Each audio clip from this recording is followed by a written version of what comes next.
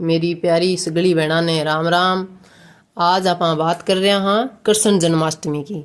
इन व्रत को बहुत ही महत्व है, तो वो उपवास अपन सभी ने रखना चाहिए और इसकी कथा भी सुननी चाहिए। चलो आप अब कृष्ण जन्माष्टमी की कथा सुना। द्वापर युग में पृथ्वी पर पाप बढ़न लाग्यो। जो पृथ्वी मन में विचार करियो कि भाई यहाँ तो काम चल है कोनी, इको तो कुछ न कुछ उपाय करना पड़सी। तो पृथ्वी गाय माता को रूप धारण करियो और ब्रह्मा जी के पास गई, और ब्रह्मा जी ने आपकी सारी दुख दुविधा बताई। तो ब्रह्मा जी विष्णु जी के पास में गया और बोलिया कि पृथ्वी बहुत ही भारी संकट में है, अब थाने पृथ्वी के ऊपर अवतार लेनो ही पड़सी। तो ब्रह्मा जी बोलिया ठीक है, मैं कंस की बहन है देव की भी गर्भ से जन्म लेऊंगा। तभी से सभी देवता भगवान श्री कृष्ण का स्वागत करने के लिए नंद और यशोदा तथा गोपियों के रूप में अवतरित हो गए। कुछ समय बाद मथुरा के एक राजा हो उग्रसेन नाम को, तो उग्रसेन का पुत्र हो कंस, वो बहुत ही पापी अत्याचारी हो। उसने क्या किया, अपने पिता उग्रसेन को राजगद्दी से उतार दिया और कारागृह में बंद कर दिया और राजगद्दी पे खुद बैठ गया। मथुरा नगरी में राज करने लगा। वहीं दूसरी ओर कंस की छोटी बहन थी देवकी, उसकी शादी की तैयारियां चल रही थी। तो शादी के उसकी वासुदेव से कर दी गई। कंस देवकी और वासुदेव को छोड़ने के लिए रवाना हो गया कि कंस वो देव क्यों बहुत ही प्रेम कर, तो आपकी छोटी बहन हो कह तो थाने विद्या मैं खुद ही करके आऊंगा। तो विद्या करने के लिए कंस बान रथ घोड़ा पर लेके चाल पड़ो। रथ घोड़ा पर लेके चाल्यो तो रास्ते गए माँ गर्जना सा गए आकाशवाणी हुई कि हे कंस, जिस देवकी को तुम बहुत स्नेह से अपने साथ लेकर जा रहा है, उस देवकी के गर्भ से 8वां पुत्र जन्म लेगा और वही तेरा संहार करेगा। यह आकाशवाणी सुनते ही कंस क्रोधित हुआ और बोला कि ऐसा कैसे हो सकता है, मैं वासुदेव को ही खत्म कर दूंगा, तो कहां से होगा 8वां पुत्र और कौन मुझे मार सकता है। तो देवकी बोली नहीं भैया, आप ऐसा नहीं कर सकते, आप मेरा सुहाग नहीं उजाड़ सकते। जो भी मेरे पुत्र होगा मैं वो आपको सौंप दूंगी, तो आप इनको छोड़ दीजिए। यह वचन देवकी ने दे दिया कंस को। फिर क्या था, कंस ने कहा ठीक है, पर एक बात तो मेरी भी आपको माननी पड़ेगी, मैं आपको मेरे कारागृह में बंद करूंगा और आपको मेरे यहाँ बंदी बनकर ही रहना पड़ेगा। तो देवकी और वासुदेव को कंस ने कारागृह में बंद कर दिया।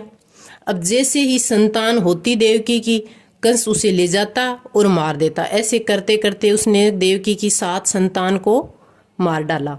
अब 8वें संतान होने की टाइम आ गया। जैसे ही 8वां संतान देवकी के गर्भ में आया, उधर वासुदेव का मित्र था नंद, उसकी पत्नी यशोदा को भी संतान होने वाली थी। जिस समय नंद और यशोदा के घर एक कन्या ने जन्म लिया, और उसी समय देवकी के गर्भ से कृष्ण जी ने जन्म लिया। वह टाइम उस समय था अष्टमी का, कृष्णा पक्ष अष्टमी भाद्रपद, और रोहिणी नक्षत्र में कृष्ण जी ने देवकी के गर्भ से जन्म लिया। उसके जन्म लेते ही देवकी को कुछ याद नहीं रहा कि क्या हुआ है, कुछ ऐसे वो बेसुध सी हो गई। फिर तेज प्रकाश के साथ भगवान विष्णु वासुदेव के सामने प्रकट हुए और बोले, हे वासुदेव, कंस के संहार के लिए मेरा जन्म हुआ है और तुम तत्काल मुझे नंद के यहाँ पहुंचा दो, और नंद के घर में जिस कन्या ने जन्म लिया है उस कन्या को कंस को सौंप दो। देखते ही देखते कारागृह के सारे दरवाजे अपने आप खुल गए। सभी पहरादार गहरी नींद में सो गए। वासुदेव की हथकड़ियां खुल गई। वासुदेव ने कृष्ण को एक कटोरी में रखा और गोकुल की ओर चल पड़ा। रास्ते में तेज बारिश तूफान आने लगा। वासुदेव चलते जा रहे थे। यमुना जी का स्तर बढ़ने लगा, क्योंकि यमुना जी तो भगवान श्री कृष्ण के चरणों को स्पर्श करना चाहती थी। तो भगवान अपना पैर कटोरी से बाहर निकालते हैं और यमुना जी को स्पर्श करा देते हैं। फिर यमुना जी का स्तर वापिस शांत हो गया और वो नंद के घर पहुंच गए। वहाँ वो अपने मित्र से जाकर बोले कि हे मित्र, मैं अपने इस पुत्र को आपको सौंपने के लिए आया हूँ, और यह मेरा पुत्र आगे चलकर कंस का संहार करेगा। ये बालक कंस का काल है और ये है बड़ा होकर मथुरा वासियों को कंस के अत्याचारों से मुक्ति दिलाएगा। वासुदेव माया रूपी नंद की कन्या को लेकर वहां से चल दिया। उसके लौटते ही कारागृह के दरवाजे बंद हो गए। वासुदेव के हाथों में हथकड़ियां लग गई और सिपाहियों की नींद जाग गई। और कंस को सूचना देने के लिए वहां के सिपाही वहां के कंस के पास पहुंच गए और बोले, महाराज, देवकी ने पुत्र की जगह पुत्री को जन्म दिया। कंस ने सोचा, ये कैसा हो गया?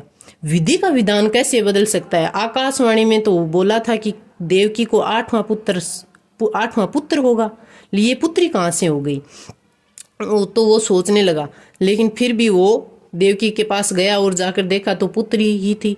देवकी विनती करने लगी कि भैया, आपको तो पुत्र मारने के लिए था, पुत्र ने तो जन्म लिया ही नहीं है, ये तो पुत्री है, आप इसे छोड़ दीजिए।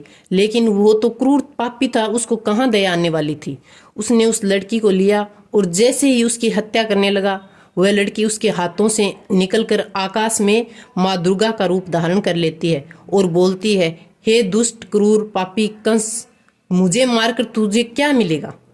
तुझे मारने वाला तो धरती पे जन्म ले चुका है और गोकुल भी पहुंच गया है। यह देखकर कंस गुस्से से भर गया और कृष्ण को मारने के अनेक उपाय करने लगा। अंत में भगवान श्री कृष्ण ने बकासुर, पूतना और कंस जैसे राक्षसों का संहार किया और पृथ्वी की रक्षा की। जय बोलो श्री भगवान कृष्ण की जय। श्री कृष्णा, जय श्री कृष्णा।